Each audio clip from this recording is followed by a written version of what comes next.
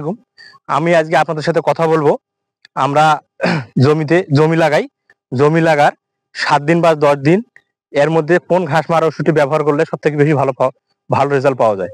আমরা কিন্তু অনেকে জানি, আবার অনেকে আছে জানি না এবং ভুলভাল ওষুধ প্রয়োগ করি।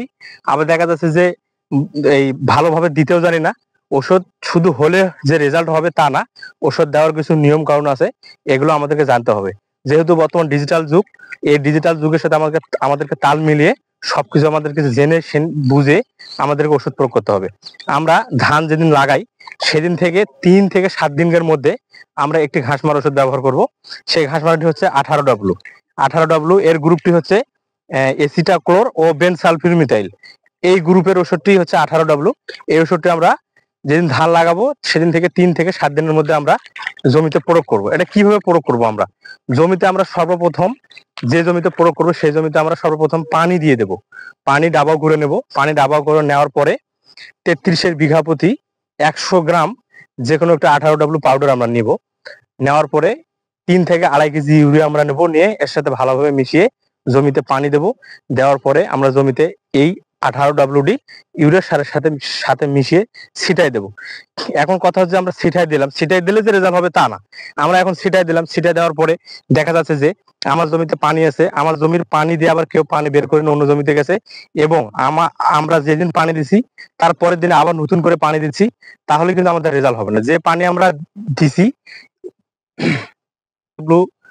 ছিটাবো সেই জমিতে আমরা কোনোভাবে 3 থেকে 7 দিনের মধ্যে কোনো নতুন পানি ঢুকাবো না, আবার এই জমির পানি বের করেও দেবো না। এবং চারপাশের যে আইল আছে, এই আইলগুলো আমাদেরকে ভালোভাবে বাঁধতে হবে। কারণ আমরা যখন 18W ছিটাই তার পরের দিনের জন্য শোক পানি বের হয়ে যায়, তাহলে কিন্তু আমাদের সঠিক ফলাফলটা আসবে না।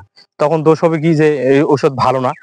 আরো কথা হচ্ছে যে আমরা যে 18W ব্যবহার করব, অবশ্যই এটা ভালো কোম্পানির হতে হবে এবং মানসম্পন্ন হতে হবে এবং ডেটের মধ্যে থাকতে হবে। আবার এক্সপায়ার ডেট হলেও এটার কিন্তু কাজ সঠিক বরাবর হবে না। এজন্য আপনারা যখন 18W ব্যবহার করবেন, তখন আমাদের যেসব পরামর্শ দিলাম এইসব কথা মেনে আপনারা 18W ব্যবহার করবেন, তাহলে সঠিক পদ্ধতিতে চাষাবাদ করতে পারবেন এবং আপনার জমি কখনো নষ্ট হয়ে যাবে না।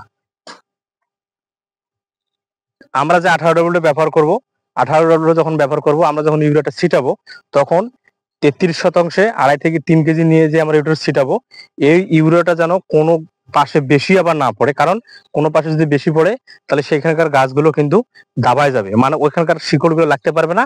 না লাগার পরে ধীরে ধীরে ধীরে বসে যাবে এবং খলা পড়বে এবং জমি আপনাদের নষ্ট হয়ে যাবে। যাই হোক।